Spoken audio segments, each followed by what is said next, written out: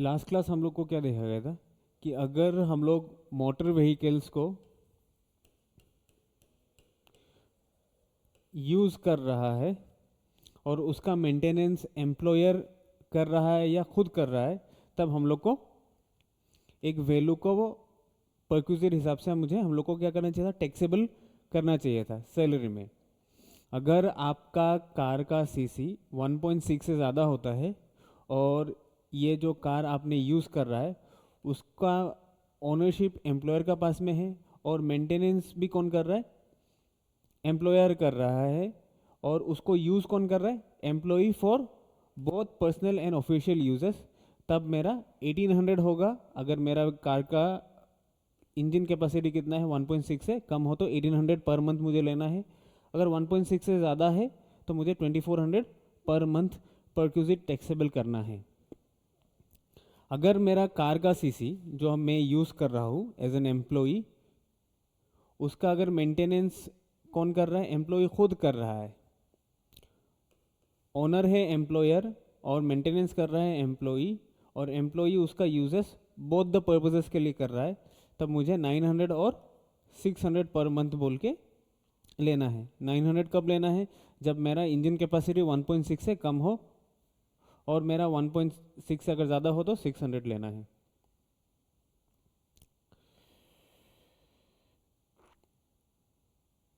फिर अगर आपको मेडिकल फैसिलिटी मिल रहा है, किससे मिल रहा है आपको, एम्प्लॉयर से अगर आपको मेडिकल फैसिलिटी मिल रहा है तो उसको भी आपको परक्यूजिट में वैल्यूएशन निकालना पड़ेगा।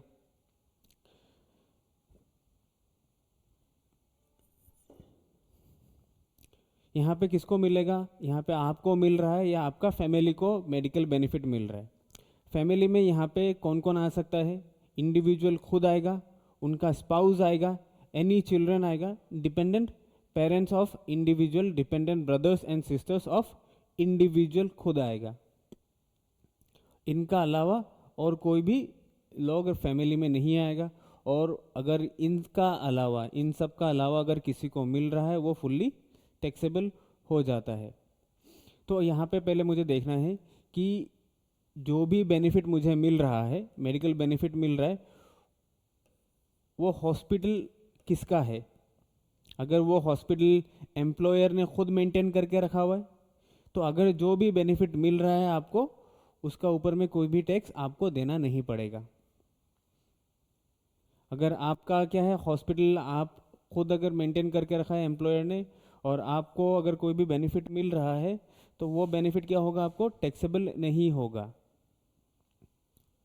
सेम चीज़ अगर आपको मेडिकल फैसिलिटी मिल रहा है, लेकिन कहाँ से मिल रहा है, आपको गवर्नमेंट हॉस्पिटल में मिल रहा है, तो आपका टैक्सेबिलिटी कुछ नहीं होगा।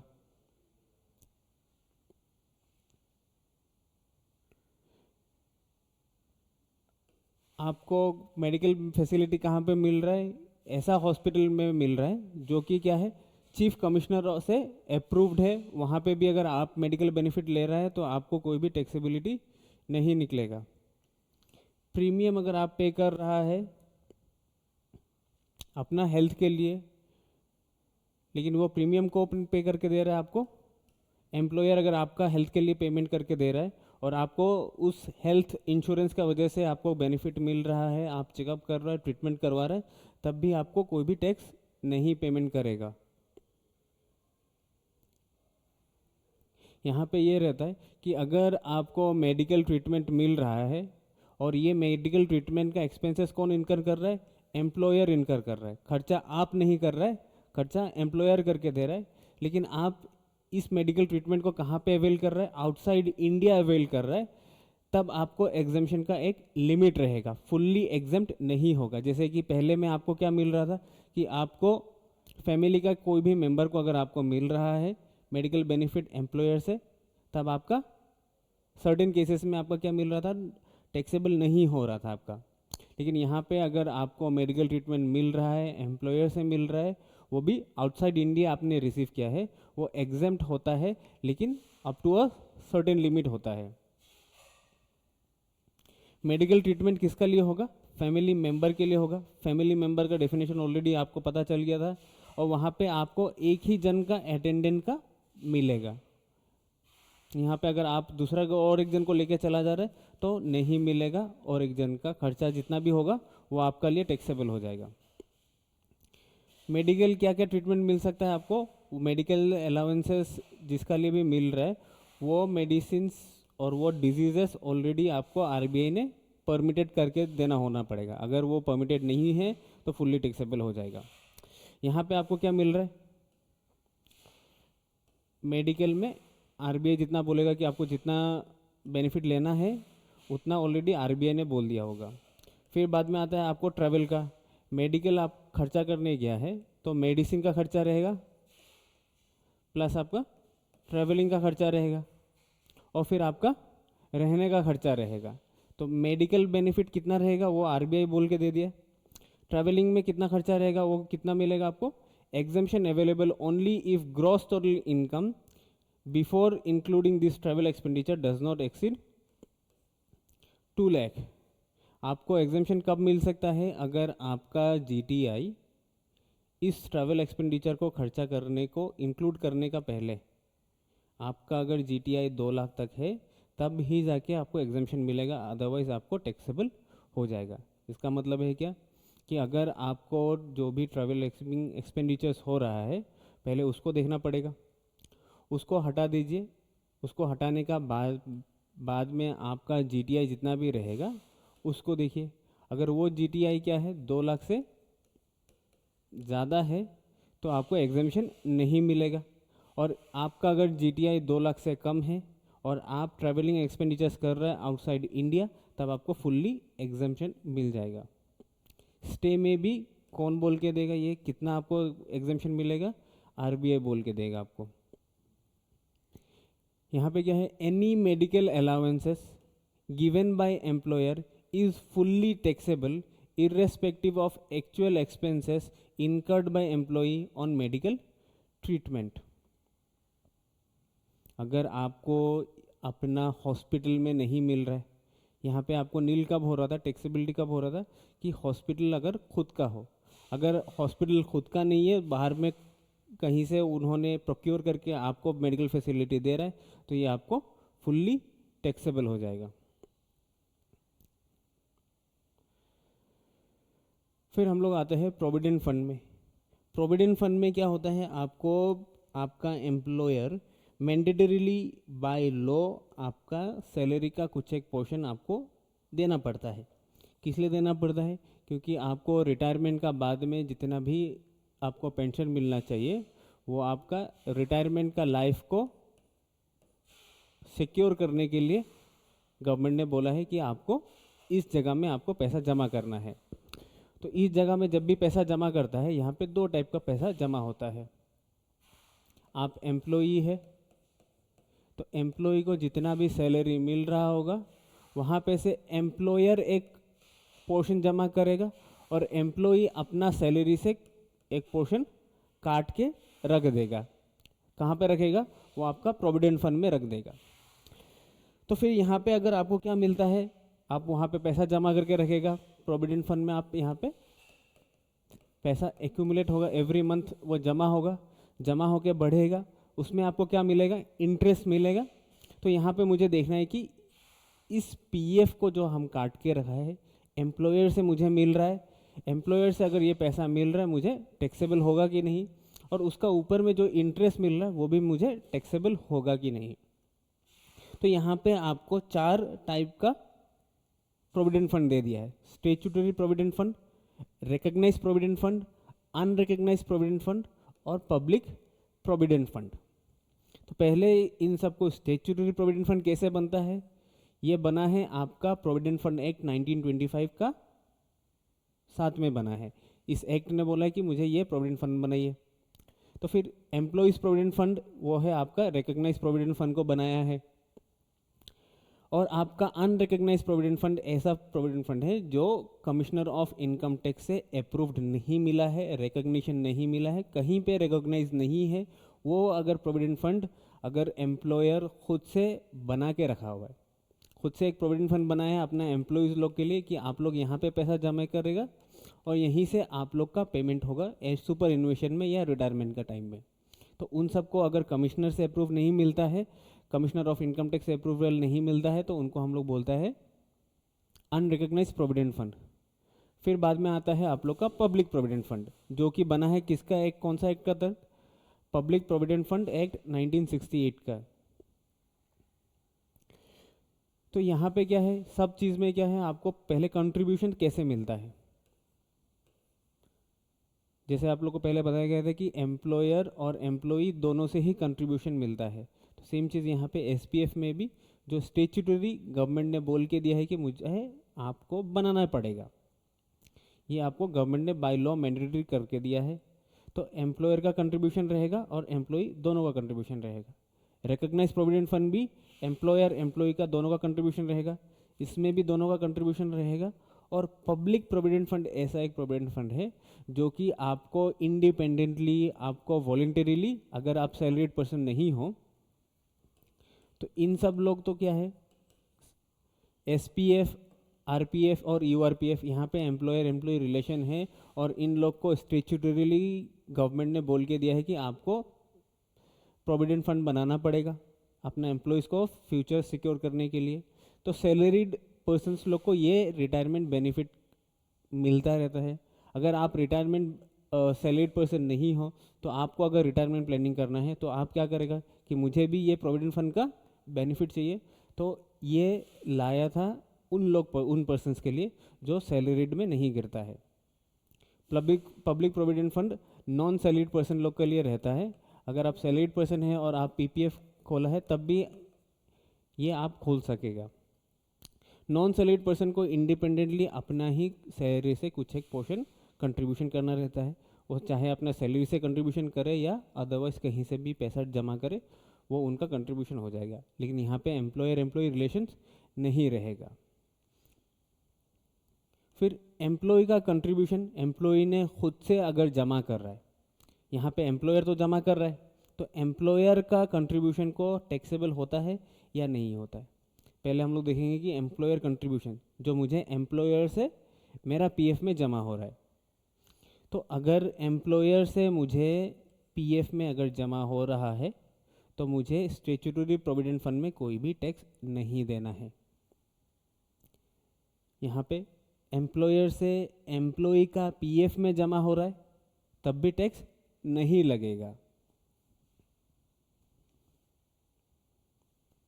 ठीक है। फिर बाद में सेम चीज़, ये कहाँ पे आपको टैक्स नहीं लग रहा था, statutory provident fund. Statutory provident fund में नहीं लगा, क्यों?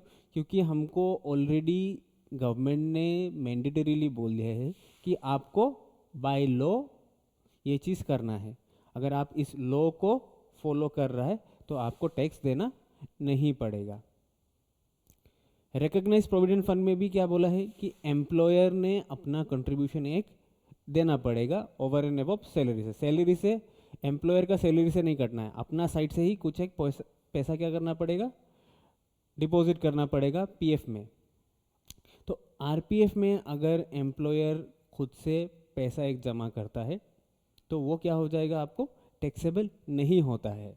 लेकिन टैक्सेबल कब हो जाएगा, अगर आपको स्टैट्यूटरी आरपीएफ बोलता है कि आपको अपना सैलरी का, एम्प्लॉय का सैलरी का 12% डिपॉजिट करना है, लेकिन आपका एम्प्लॉयर कितना परसेंट कर दिया, 18% अगर जमा कर दिया, जहाँ पे उनको करना चाहिए था 12%, तो रेस्ट जो 6% एक्स्ट्रा उन्होंने डिपॉजिट किया है उसका ऊपर में आपको एज अ सैलरी टैक्सेबल हो जाएगा आपको।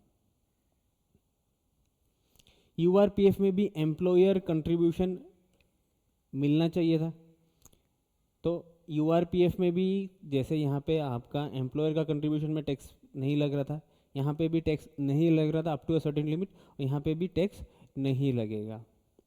और यहाँ पे पीपीएफ में तो आपका एम्प्लॉयर कंट्रीब्यूशन रहता नहीं है, तो ये कुछ भी नहीं होगा। फिर रह गया आपका एम्प्लॉय कंट्रीब्यूशन। एम्प्लॉय कंट्रीब्यूशन खुद अपना पैसा, सैलरी का पैसा जो कि क्या है ऑलरेडी टैक्स लग चुका है, उसी का एक पोर्शन क्या करता है, एसपीएफ में अगर जमा कर रहा है, तो ऑलरेडी मेरा 20,000 का सैलरी है, 20,000 का सैलरी में मैंने ऑलरेडी इसको ग्रॉस सैलरी में इंक्लूड कर दिया है, और उसी का अगर मेरा 12% अगर हम जमा कर रहा है, इसमें तो मैंने ऑलरेडी टैक्स दे दिया है, और इसी का 12% अगर मुझे जमा करना रहता है तो यहाँ पे टैक्स नहीं लगेगा और मुझे उल्टा डिडक्शंस मिलेगा कि जितना भी आप एसपीएफ में आरपीएफ में आप जमा करेगा अपना ही कंट्रीब्यूशन जो ऑलरेडी जिसका ऊपर में आपने ऑलरेडी टैक्स कंप्यूट कर लिया है और उसी को अगर आप डिपॉजिट कर दे रहा है, आप गवर्नमेंट का पास इसको जमा करके रख रहा है, तो गवर्नमेंट बोला कि आप अगर अपना ही पैसा पीएफ में जमा करके रखेगा तो आपको डिडक्शन मिलेगा एटीसी का अंडर पे। सेम चीज़ यहाँ पे आरपीएफ में भी अगर आप एम्प्लॉई है और आप अपना तरफ से अपना सैलरी से एक पोर्शन क्या कर रहा है जमा करके रख रहा है, सेम चीज़ यहाँ पे आपका सैलरी इतना है, इस सैलरी में ऑलरेडी आपने टैक्स कंप्यूट कर दिया है, टैक्स कंप्यूट करने का बाद में आप यहाँ पे 12% क्या कर रहा है जमा कर दे रहा है। तो फिर से अगर आप यहाँ पे जमा कर रहा है जो कि एक्स्ट्रा इनकम पे नहीं कर रहा है, यहाँ पे ऑलरेडी टैक्स लग चुका था तो फिर से यहाँ पे टैक्स नहीं लगेगा, लेकिन आपको यहाँ पे उल्टा डिडक्शन मिलेगा। डिडक्शन क्यों मिलेगा? क्योंकि आप यहाँ पे गवर्नमेंट का पास में ये पीएफ का पैसा जमा करके रखा हुआ है। यहाँ पे आपको डिडक्शंस नहीं मिलेगा अनरिकग्नाइज प्रोविडेंट फंड में। क्यों नहीं मिलेगा? क्योंकि ये पैसा रिकग्नाइज नहीं है गवर्नमेंट का पास में। अगर आप कहीं पे भी पैसा रख दे रहा है, आप गवर्नमेंट का पास में अगर यहाँ पे पैसा रखता तो आपको डिडक्शन मिलता। आप ऐसा जगह में पैसा रखा है जहाँ पे वो गवर्नमेंट से रेगुलेशन से दूर में है तो गवर्नमेंट रिस्पॉन्सिबिलिटी नहीं लेगा तो आपको डिडक्शन भी नहीं मिलेगा। यहाँ पे देखिए ये यहाँ पे एक्ट है तो एक्ट जहाँ पे है डिडक्शन भी वहीं पे रहेगा। पीपीएफ में भी आप अपना तरफ से पैसा जमा करके रख दिया तो एक्ट फॉलो कर रहा है तो आपको डिडक्शन भी आप ही को मिलेगा। तो एम्प्लॉयर एम्प्लॉय कंट्रीब्यूशन में आपको हो गया। फिर आपका पास क्या रहता है, उस कंट्रीब्यूशन का ऊपर में आपको क्या मिल रहा है, इंटरेस्ट मिलेगा। इंटरेस्ट जो भी मिलता है वो क्या होता है एसपीएफ में, स्टैट्यूटरी प्रोविडेंट फंड में जो भी इंटरेस्ट मिल रहा है आपको वो क्या होता है आपका फुल्ली एग्जेम्प्ट होता है। आपका कंट्रीब्यूशन में भी जितना भी मिलेगा, यहाँ पे आप दो टाइप का कंट्रीब्यूशन करेगा, एम्प्लॉयर का कंट्रीब्यूशन रहेगा और एम्प्लॉई का कंट्रीब्यूशन रहेगा। एम्प्लॉयर का जो कंट्रीब्यूशन होता है वो मेरे लिए टैक्सेबल नहीं होता है, एम्प्लॉय का भी टैक्सेबल नहीं होता है। तो टैक्सेबल नहीं हुआ, लेकिन मुझे अगर अभी क्या मिलेगा, इंटरेस्ट मिल रहा है। अगर ये इंटरेस्ट मिल रहा है मुझे एसपीएफ का अंडर में तो मुझे टैक्सेबल नहीं होगा, एग्जेम्प्ट होगा।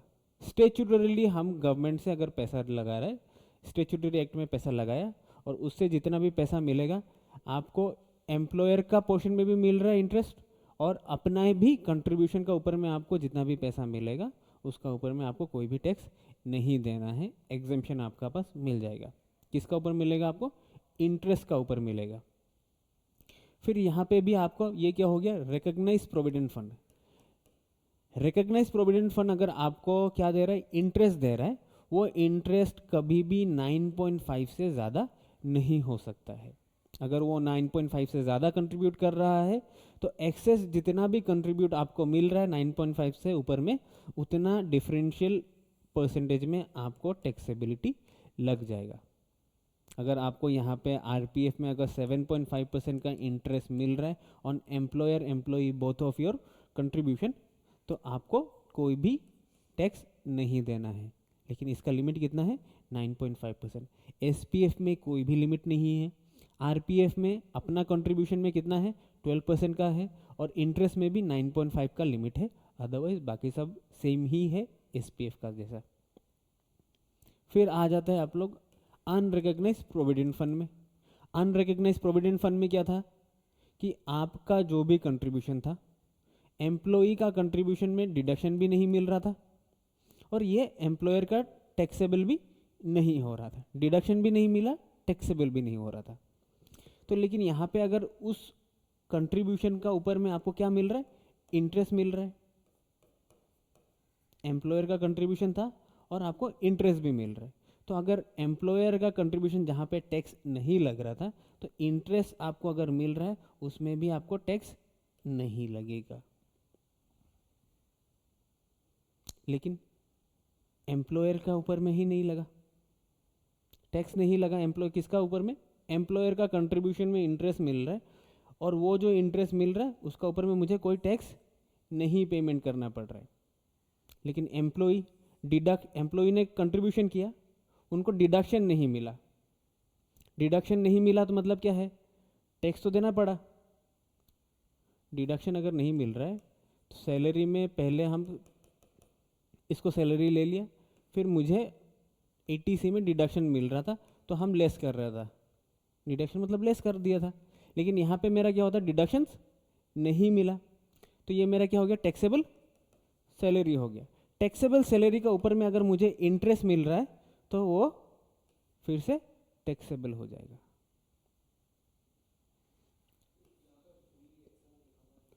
कौन सा, ये जो फुल्ली एग्जाम्प्ट है वो उसमें आ रहा है, ये हो गया आपका पीपीएफ के लिए था, ये पब्लिक प्रोविडेंट फंड में था, ये आपका अनरिकग्नाइज्ड प्रोविडेंट फंड था। तो यहाँ पे एम्प्लॉय का जो भी इनकम था, सैलरी का पोर्शन था, उसमें आपको क्या हो जाएगा, आपका टैक्सेबल हो जाएगा। लेकिन टैक्सेबल कहाँ से होगा, इनकम फ्रॉम अदर सोर्सेस होगा। क्यों हुआ इनकम फ्रॉम अदर सोर्सेस, क्योंकि खुद ही का कंट्रीब्यूशन का ऊपर में आपको इंटरेस्ट मिल रहा है, तो आपको वो सैलरी नहीं हो सकता है, और तो कहाँ पे जाएगा, ये अदर सोर्सेस में चला जाएगा। फिर पीपीएफ में आपने पैसा लगाया था, पीपीएफ में तो एम्प्लॉयर एम्प्लॉय का बात ही नहीं आता है, तो आपको जो भी पैसा मिलता है वो क्या होता है, फुल्ली एग्जेम्प्ट होता है। यहाँ पे टैक्सेबल ओनली एम्प्लॉय का खुद का कंट्रीब्यूशन में ही हुआ, वो भी अनरिकग्नाइज्ड प्रोविडेंट फंड में हो गया, जहाँ पे आप लॉ को अबाइड करके नहीं चल रहे थे।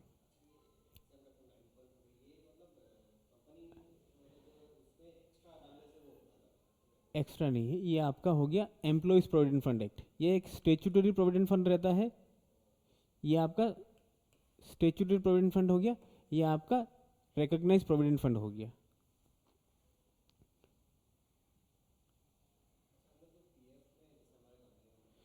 जैसे आप अभी ये आप लोग का जो कंट्रीब्यूशन है, पकड़ लीजिए, ये अगर सेंट्रल गवर्नमेंट का स्कीम में अगर आप प्रोविडेंट फंड में अगर पैसा डाला है तो ये हो गया आपका स्टेचुटरी प्रोविडेंट फंड। लेकिन पकड़ लीजिए जैसे हम लोग का यहाँ पे कंपनी में क्या रहता है, ऑयल का खुद का एक प्रोविडेंट फंड है, ठीक है, तो ऑयल का खुद से रेगुलेट कर रहा है, इसको रेगुलेट करने के लिए कौन है, सेंट्रल गवर्नमेंट है, और इसको रेगुलेट कर रहा है ऑयल, फिर ऑयल को रेगुलेट करेगा सेंट्रल गवर्नमेंट, वो बात अलग है। लेकिन यहाँ पे जो ऑयल खुद का लिए आप कंट्रीब्यूशन ले रहा है, ये आ जाएगा आपका रिकग्नाइज प्रोविडेंट फंड। इसका फिर से कमिश्नर ऑफ इनकम टैक्स से परमिशन लेना पड़ता है, परमिशन लेके सेटअप किया ऑयल ने, और सेटअप करके खुद ही बोल रहे हैं कि हम अपना एम्प्लॉयज़ का रिटायरमेंट बेनिफिट को कैसे मैनेज करना है वो हम खुद डिसाइड करेगा। तो अगर खुद डिसाइड कर रहे हैं तो भी आपको up to a limited amount तक आपको बेनिफिट मिल सकता है, क्योंकि आप तो अनफेयर एडवांटेज ले रहे हैं। सेंट्रल गवर्नमेंट का एम्प्लॉयज़ लोग को तो एक सेट ऑफ ऑलरेडी एक बाउंड्री देके रहे कि आपका ये कंपनी में इन्वेस्ट होगा, लेकिन आप लोग का तो इन्वेस्टमेंट नहीं है, आप रिस्क ले सकता है, तो इसीलिए आपको रिस्क ज़्यादा ले रहे हैं, तो बेनिफिट भी आपको अप टू लिमिटेड टाइम तक मिलेगा। तो ये हो गया आपका रिकग्नाइज प्रोविडेंट फंड, ये आपका सेंट्रल गवर्नमेंट, ये आपका अनरिकग्नाइज प्रोविडेंट फंड, और ये आपका पब्लिक प्रोविडेंट फंड। डिडक्ट कर सकता है, ज़्यादा कर दिया टैक्सेबल लग जाएगा, टैक्सेबल लग जाएगा, एनी एक्सेस अमाउंट आपका ऊपर में टैक्सेबिलिटी आ जाएगा। ठीक है, इतना समझ में आ गया आपको। तो हम लोग को पहले कंट्रीब्यूशंस देख लिया, कंट्रीब्यूशन का ऊपर में इंटरेस्ट देख लिया, फिर अभी क्या हो गया, आप रिटायरमेंट हो गया, रिटायरमेंट होने का बाद में आपको क्या मिलेगा, पेंशन फंड से आपको पैसा मिलेगा। तो एसपीएफ से, सेंट्रल गवर्नमेंट का प्रोविडेंट फंड से अगर आपको कोई भी पैसा मिलता है ऑन रिटायरमेंट, आपको कोई भी टैक्स नहीं देना है। लेकिन कहाँ से मिलना पड़ेगा, प्रोविडेंट फंड से पैसा मिलना पड़ेगा। फिर यहाँ पे है आप रिकग्नाइज प्रोविडेंट फंड, और आप रिकग्नाइज प्रोविडेंट फंड है, आपने एक्ट फॉलो किया है, आप रिटायरमेंट में निकल गया है, और उसका बाद में आपको पैसा मिल रहा है, उसमें भी आपको टैक्स नहीं देना पड़ेगा। कौन बोल रहा है, सेक्शन 10-12, और पहला वाला बोल रहा था 10-11 बोल रहा था। फिर यहाँ पे आ गया आप unrecognised provident fund. Unrecognised provident fund में तो क्या था आपका, एम्प्लॉयर कंट्रीब्यूशन का ऊपर में कोई टैक्स नहीं लग रहा था, इंटरेस्ट का ऊपर में भी आपको टैक्स नहीं लग रहा था, लेकिन पहले तो आपको टैक्स कुछ लगा ही नहीं। तो जब आप रिटायरमेंट का बाद में आप बेनिफिट ले लेगा तो वो एज अ सैलरी टैक्सेबल हो जाएगा। क्यों हुआ? क्योंकि ये तो आप पहला बात कोई लॉ का अंडर में नहीं आया, और ये चीज़ पैसा आ कहाँ रहा है आपका? एम्प्लॉयर से पैसा आ रहा है। किसको आ रहा है? एम्प्लॉय को आ रहा है। तो ये कहाँ पे जाएगा? सैलरी में चला जाएगा। पहले क्यों नहीं लगा सैलरी में? क्योंकि पहले तो ये प्रोविडेंट फंड में जमा हो गया, आपको तो बेनिफिट नहीं मिला, आपको इन हैंड तो पैसा नहीं आया। तो आपका हाथ में जब भी पैसा आ जाएगा वो तब आपका सैलरी हो जाएगा। ठीक है, तो ये किसका कंट्रीब्यूशन देखा था हम लोग? एम्प्लॉयर का कंट्रीब्यूशन देखा था। एम्प्लॉय का कंट्रीब्यूशन ऑलरेडी हम लोग को टैक्सेबल नहीं था। पहले वाला में क्या था? यहाँ पे टैक्सेबल कंट्रीब्यूशन में था, लेकिन आपका इंटरेस्ट ऑन कंट्रीब्यूशन में था, यहाँ पे टैक्सेबिलिटी नहीं था। यहाँ पे टैक्सेबिलिटी नहीं था, एम्प्लॉयर को तो देख लिया हम लोग, और यहाँ पे एम्प्लॉय का भी इंटरेस्ट में टैक्सेबल लग चुका है। टैक्स कहाँ पे नहीं लगा था? खुद का कंट्रीब्यूशन में नहीं लगा था। तो एम्प्लॉय का कंट्रीब्यूशन में क्यों नहीं लगा टैक्सेबल? क्यों नहीं लगा? क्योंकि इस एम्प्लॉय ने जब अपना कंट्रीब्यूशन कर रहा था, पकड़ लीजिए आपको मिल रहा है 30,000, इस 30,000 में तो ऑलरेडी मुझे टैक्स कंप्यूट कर दिया होगा, टैक्स ऑलरेडी कंप्यूटेड है। और इसी पैसा मुझे फिर से अगर मुझे रिटर्न मिल रहा है, मुझे तो बेनिफिट कुछ नहीं मिला, मेरा ही पैसा ऑलरेडी टैक्स कट चुका है, फिर से मुझे मिल रहा है तो नॉट टैक्सेबल। लेकिन इंटरेस्ट जो कि आपने पहले देख चुका था कि आईएफओएस में चार्ज हो जाएगा, income from other sources. Interest जो कि ये पहले वाला देखा था आपने कि interest on contribution of employee क्या होता है? Taxable under income from other sources में चला जाएगा। जैसे कि अभी हम लोग सैलरीज पढ़ रहे, वो आपका इनकम फ्रॉम अदर सोर्सेस में चला जाएगा। फिर रिटायरमेंट का बाद में आपको पीपीएफ से पैसा मिल रहा है, जो कि यहाँ पे आपने एक्ट को फॉलो किया है, तो आपको कोई भी टैक्स नहीं देना पड़ेगा। लेकिन यहाँ पे इंटरेस्ट का अमाउंट कितना मिल सकता है? ज़्यादा से ज़्यादा 7.5%, 8%, जो कि वेरी करता है एवरी फाइनेंशियल ईयर, वेरी करता रहता है। क्वार्टरली भी चेंज हो सकता है आपका, वो आपका ऊपर डिपेंड करेगा, वो आपका आरबीआई के ऊपर डिपेंड करेगा। ठीक है, तो अभी हम लोग ने क्या क्या देख चुका है? पहले हम लोग को सैलरी का डेफिनेशन को फिर से एक बार राउंड अप करना है कि आरएफए था, रेंट फ्री एकोमोडेशन अगर था, रेंट फ्री एकोमोडेशन में मुझे क्या करना था? बेसिक डीए रिटायरमेंट बेनिफिट देखना था, बोनस, कमीशन। कमीशन में यहाँ पे पहले में हम लोग क्या देख रहा था कि परसेंटेज ऑफ टर्नओवर ले रहा था, लेकिन जब भी आरएफए का बात आएगा तब कमीशन में परसेंटेज ऑफ टर्नओवर नहीं देखना है। Fees and all taxable allowance, monetary payment, सब अलाउंसेस को लेने का बाद में हमें आरएफए का परक्यूजिट का वैल्यू निकालना था। ग्रेचुइटी में क्या था आपका? आपका अगर आप कवर्ड है, कहाँ पे कवर्ड है? ग्रेचुइटी एक्ट में कवर्ड है, तो आपको बेसिक प्लस डीए लेना था। और आप क्या है? नॉन गवर्नमेंट एम्प्लॉई है और आप पेमेंट ऑफ ग्रेचुइटी एक्ट में कवर्ड नहीं है, तो आपको बेसिक डीए और प्लस कमीशन लेना था। रिट्रेंचमेंट कंपेंसेशन में भी सेम आपका सैलरी का डेफिनेशन है। लीव सैलरी में ये है, हाउस रेंट अलाउंस में भी यही है, आरपीएफ वॉलेंटरी रिटायरमेंट में भी सेम है। एंटरटेनमेंट अलाउंस में जो आपको डिडक्शन मिल रहा था, उसमें सैलरी में ओनली बेसिक पार्ट को ही कंसिडर करना है, इसका परसेंटेज होगा आपको। तो यहाँ पे आ जाते हैं हम लोग, यहाँ पे कौन है? आर एम्प्लॉई है, कहाँ पे रह रहा है? बेंगलोर पे रह रहा है। तो बेंगलोर पे क्यों हम लोग एम्फेसाइज करेंगे? क्योंकि हमें दिल्ली, मुंबई, कोलकाता, चेन्नई लेना था। और ये कब लेते हैं हम लोग? अगर मुझे HRA मिल रहा है, उसमें 15% मिलता, अदरवाइज 40% मिलेगा। ये 14% किसके लिए मिलेगा? अभी बेंगलोर हुआ तो 14% का मिलेगा। तो सैलरी आपको कितना मिल रहा है? 10,000 पर मंथ, और यहाँ पे आपको 6,000 पर मंथ मिल रहा है। 50% क्या है आपका? रिटायरमेंट बेनिफिट है, सर्विस बेनिफिट बोल के दे रहा है। ये क्या होगा? 50% इज योर रिटायरमेंट बेनिफिट। यहाँ पे आपको कार का कितना होगा? 1.8 लीटर से ज़्यादा मिल रहा है। 1.8 लीटर से ज़्यादा मिलने से क्या होगा आपका? 1.6 लीटर का सीसी देखना था। ड्राइवर का सैलरी कितना होता है? 900 पर मंथ रहता है for official and private use अगर कर रहा है तो अलग से देखना है। फिर यहाँ पे इसका मेंटेनेंस कौन कर रहा है वो लिखा है कि नहीं? अगर फिर से यहाँ पे तो he is provided by with A car of 1.8 litre engine capacity with chauffeur for his official use. तो मुझे पता चल गया कि ड्राइवर का सैलरी पकड़ना है, तो ड्राइवर का सैलरी पकड़ना है, लेकिन मेंटेनेंस कौन कर रहा है वो तो मुझे नहीं पता है। तो मेंटेनेंस का भी मुझे देखना पड़ेगा कि मेंटेनेंस कौन कर रहा है। अगर कुछ नहीं लिखा है तो हम लोग एज्यूम करेंगे कि कौन मेंटेनेंस करेगा?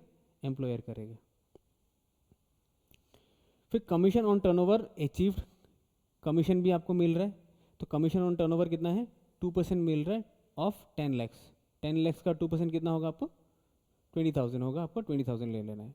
बोनस आपको मिल रहा है 16,000 मिल रहा है।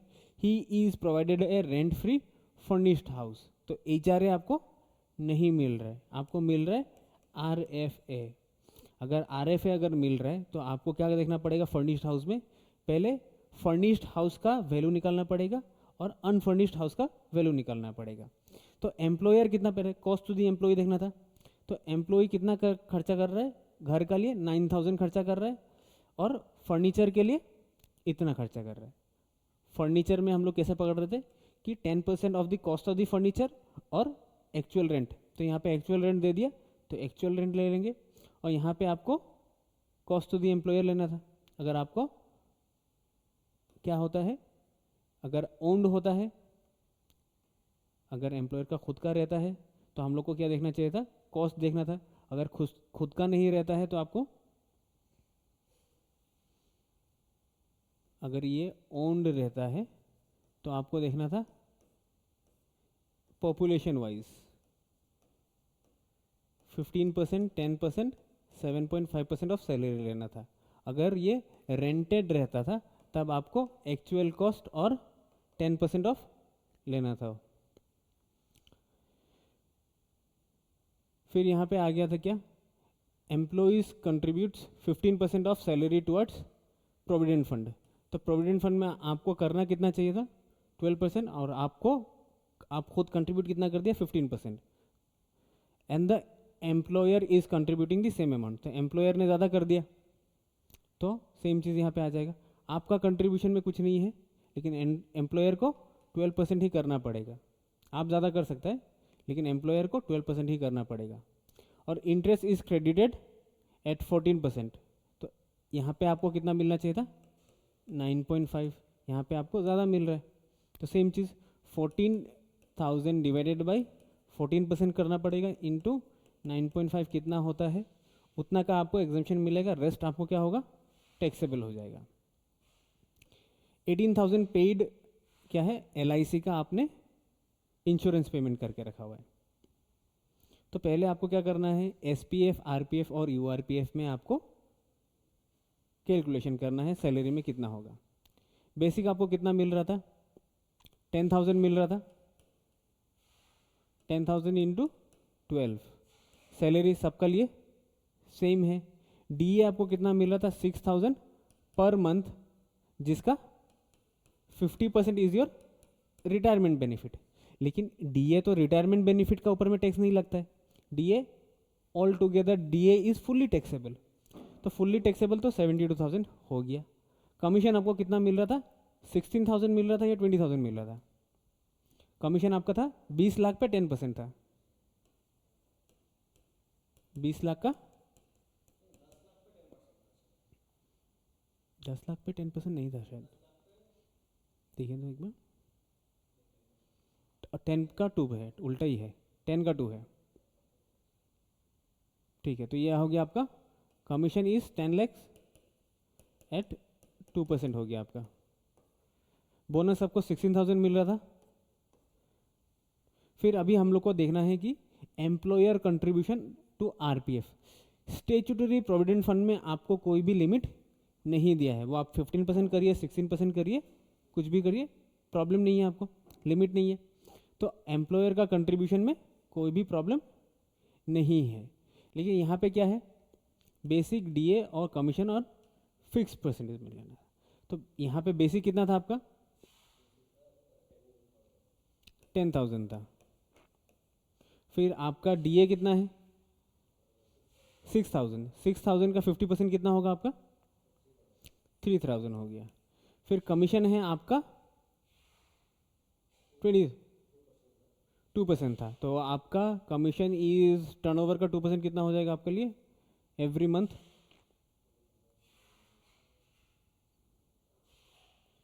कितना हो जाएगा आपके लिए,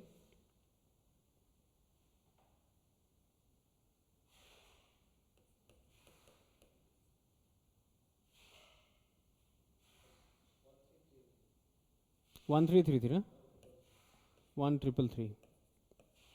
फिर आपको क्या देखना था, डीए में आपका 3,000 था, तो यहाँ पे आपको टोटल मिलेगा कितना, 14,333 मिलना चाहिए आपको, 14,333 मिलना चाहिए। तो आपको कंट्रीब्यूशन कितना चाहिए इसका, अपना सैलरी का, मंथ का सैलरी होना चाहिए था इतना,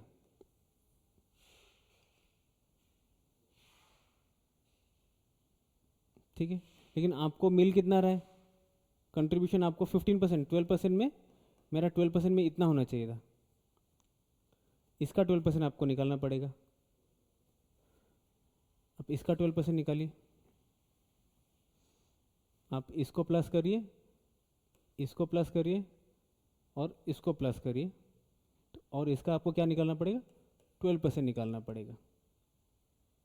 एम्प्लॉयर कंट्रीब्यूशन कितना हो सकता है आपका, 12% हो सकता है, लेकिन आपने कंट्रीब्यूशन कितना कर दिया, 15%। जो रेस्ट रह जाता 3%, उसका ऊपर में यहाँ पे टैक्स लगना चाहिए। तो पहले ये हम लोग देख लेंगे कि हम लोग को ये मिल रहा है कि नहीं, ये एक बार चेक कर लीजिए मिलेगा कि नहीं आपको।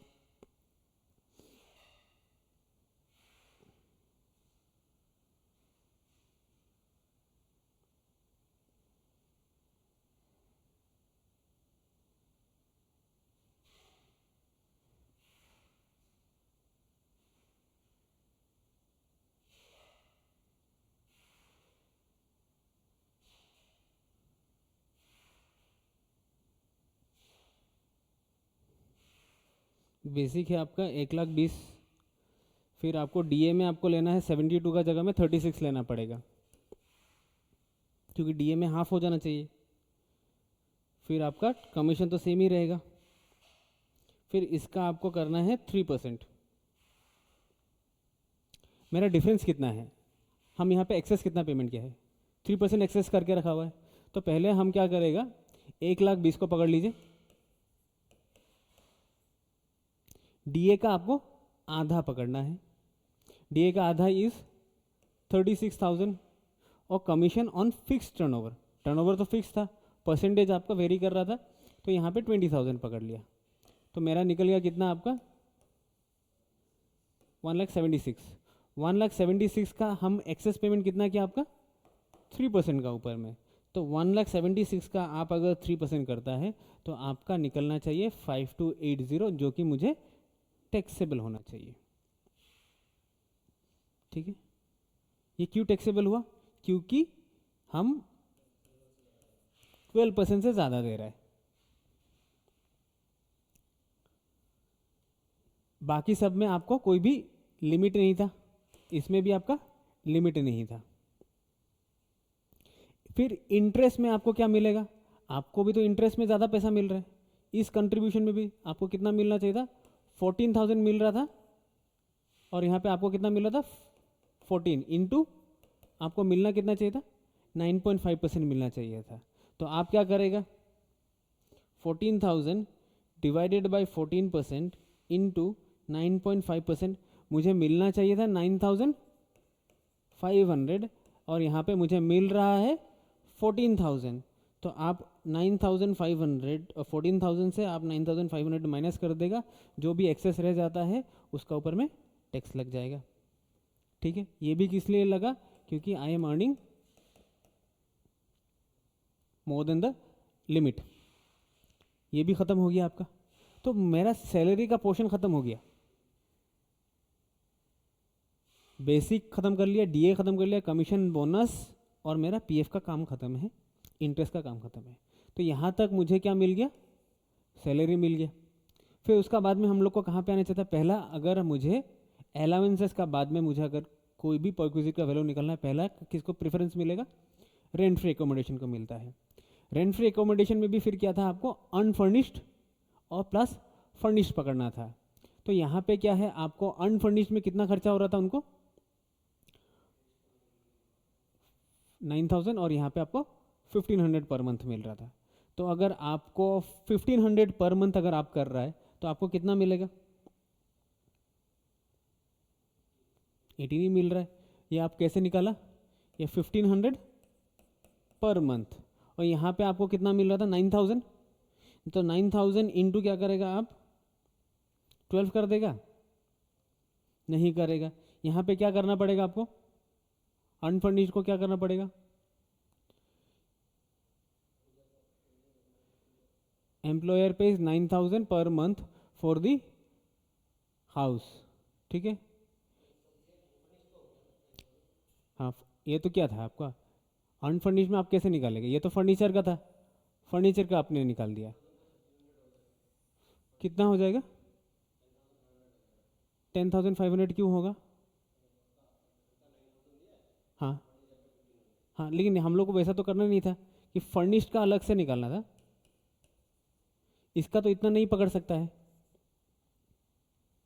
इसका क्यों नहीं पकड़ सकता इतना।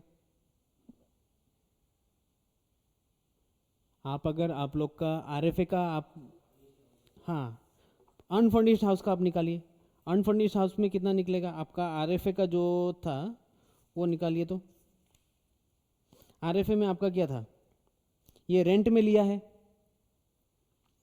ये एम्प्लॉयर क्या कर रहा है, ये रेंट में लेके रखा है। अगर उन्होंने इस चीज़ को अगर ओन रहता, हम क्या बोल रहा था, अगर ये ओन रहता, एम्प्लॉयर का ओन रहता, on the basis of population हम लोग 15, 10 और 7.5% में उसको सेग्रीगेट कर रहे थे। लेकिन अगर ये रेंट में रहता तो मुझे क्या देखना था, एक्चुअल रेंट और 15% ऑफ सैलरी लेना था। ठीक है, तो 15% ऑफ सैलरी आपका कितना आ रहा है। फिर आरएफए का सैलरी का डेफिनेशन में क्या क्या था आपका, आरएफए का सैलरी में all the salaries and allowances सबको लेना था। आरएफए का जो डेफिनेशन था इसमें आपको प्रॉब्लम नहीं है, फर्निश्ड में, फर्निश्ड में कितना था आपका 1,500 था, 1,500 था कि नहीं आपका फर्निश्ड में 1,500 रहता था। 1,500 इंटू 12 करने से आपका 18,000 निकल गया था। अनफर्निश्ड में अगर ये चीज़ आप कहाँ पे ले रहा है, रेंट में ले रहा है,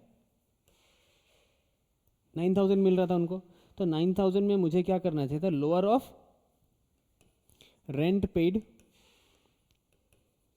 बाय एम्प्लॉयर और 15% of salary which ever is lower लेना था। Rent paid by employer is 9,000 into 12 which comes out to be 108। ठीक है, फिर 15% ऑफ सैलरी लेना था। तो सैलरी का डेफिनेशन आपका क्या था, सैलरी में था कि basic plus DA plus bonus plus commission सब चीज़ को पकड़ना है। फिर बाद में आपको, तो अल्टीमेटली मुझे क्या पकड़ना है, मुझे तो इन सब को पकड़ना ही पड़ेगा, इसको पकड़ना है, इसको पकड़ना है, इसको इसको इसको सबको ही पकड़ना है। तो सबको अगर पकड़ना है, प्रोविडेंट फंड को पकड़ना था कि नहीं, प्रोविडेंट फंड को नहीं पकड़ना था। तो यहाँ पे क्या क्या नाम लिखा था, basic, DA, bonus, commission, taxable allowances and any other monetary payment by whatever name, monetary payment बोला था। तो यहाँ पे आपको कितना मिलना चाहिए, उसका 15%। तो आपको कितना मिलना चाहिए, यहाँ पे आपको पकड़ना है इन सब को, ये प्रोविडेंट फंड को नहीं पकड़ना है। इन सबको क्यों नहीं पकड़ना है, क्योंकि वो डेफिनेशन में ही इंक्लूडेड नहीं था। तो यहाँ पे आपको कितना मिलना चाहिए, 1,20,000 प्लस 72, तो आपको कितना मिल रहा है।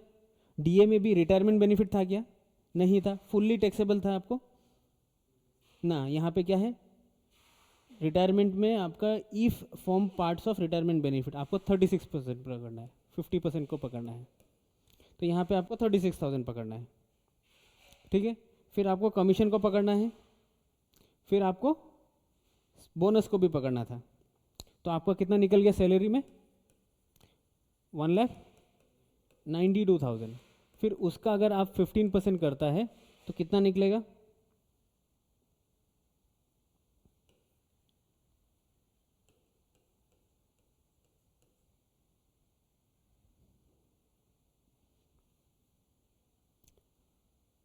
$1,92,000 का आपका 15% निकलता है 28,800, ठीक है।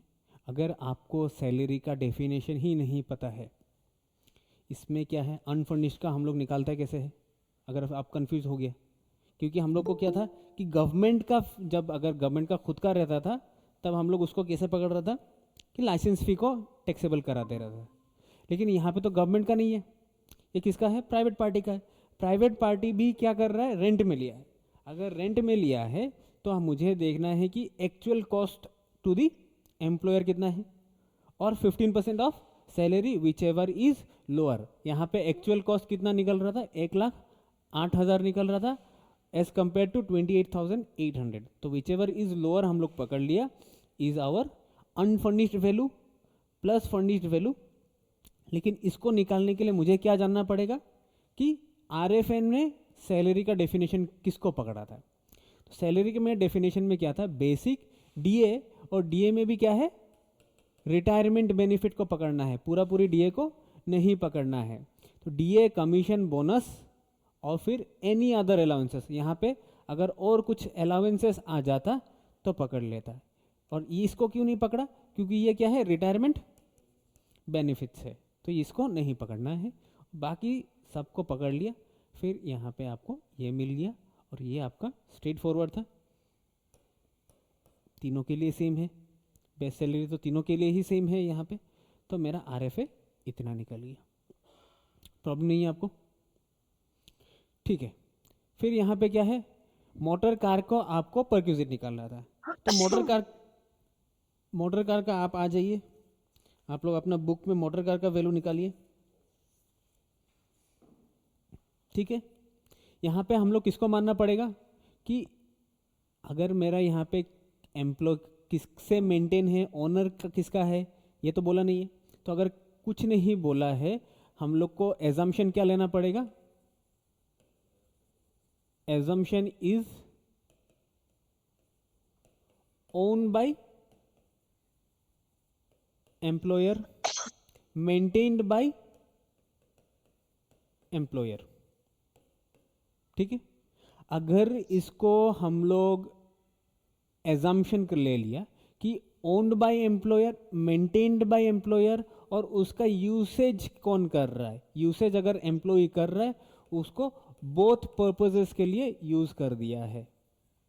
बोथ पर्पस के लिए यूज कर दिया मतलब क्या है, पर्सनल और आपका ऑफिशियल यूज के लिए काम कर दिया है, ठीक है। तो यहाँ पे अगर आपका एम्प्लॉयर सब कुछ काम करके दे रहा है और आप इसको दोनों काम के लिए यूज कर दे रहे हैं, तो आपको क्या देना पड़ेगा,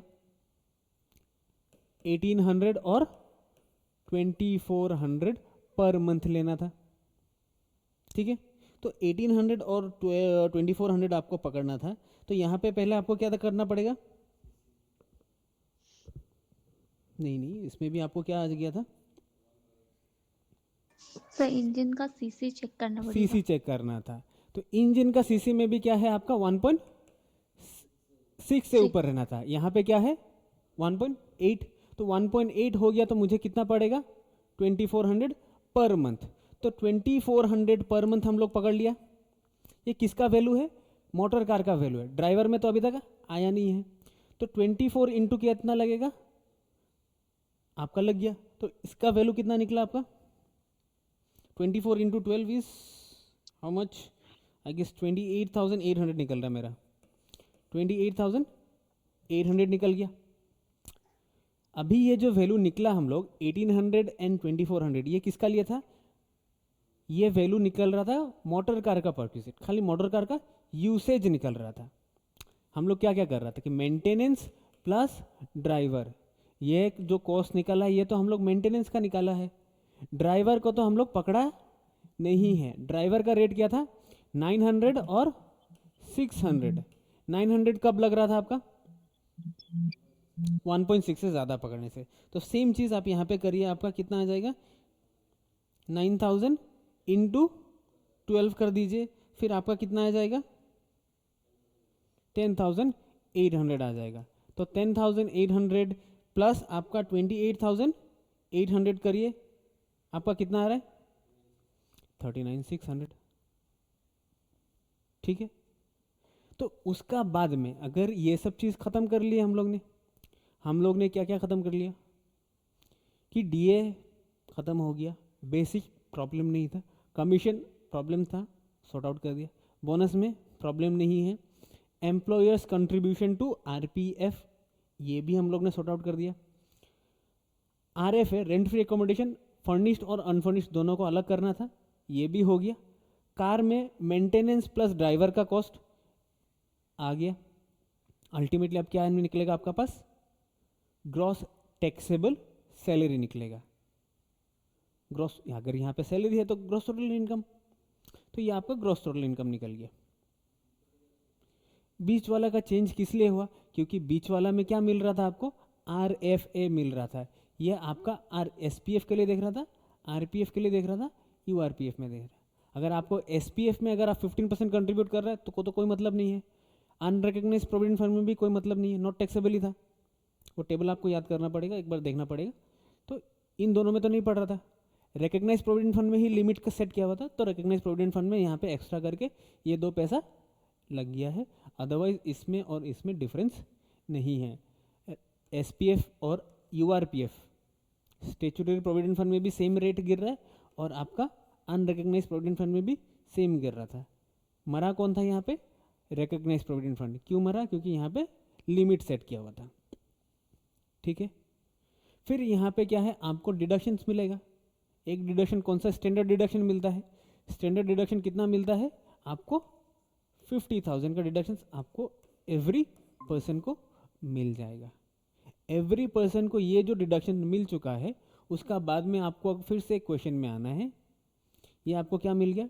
डिडक्शन मिला है आपको, सैलरी से इतना इनकम हुआ है, आप उसका ऊपर में टैक्स लगेगा, आपको पता चल गया। लेकिन यहाँ पे हम लोग ये चीज़ को अभी तक कहीं पे डाला नहीं है। ये क्या है आपका? एलआईसी में आपने क्या किया है? प्रीमियम डाला है। इस प्रीमियम को हम लोग बाद में डिस्कस करेंगे। ये क्या होता है? Life insurance premium. ये होता है आपका एटीसी में आपको डिडक्शन मिल जाएगा। वो भी आपको कितना क्या है? आप प्रीमियम पे किया है 10,000। ये सब चीज़ क्या हो जाएगा आपका? लेस हो जाएगा। रेस्ट जो रहता है उसका ऊपर में आपको टैक्स लगाना पड़ेगा।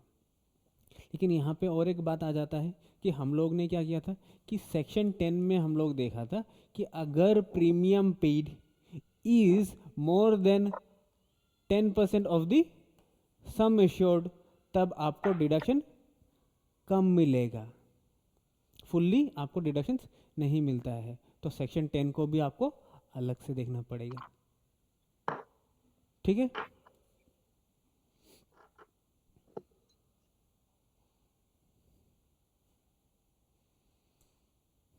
तो चलिए ये वाला क्वेश्चन आप लोग करके आइए। सर जो स्टैंडर्ड डिडक्शन है 50,000 वो मतलब फिक्स है? हाँ, वो आपका सबका लिए ही फिक्स है, वो सबको ही मिलेगा 50,000। एवरी सैलरीड पर्सन को स्टैंडर्ड डिडक्शन 50,000 का मिलेगा ही।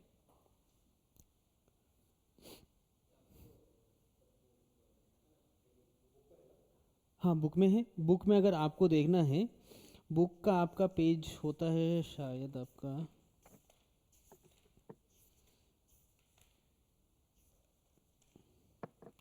बुक में आपको पेज नंबर 148 में आना पड़ेगा।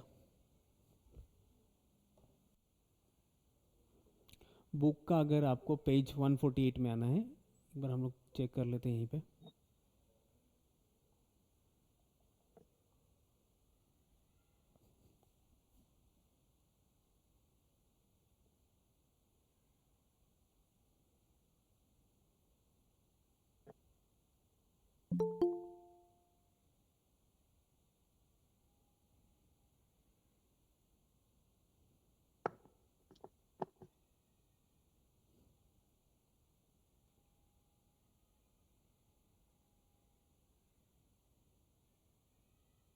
ये वाला है आपका।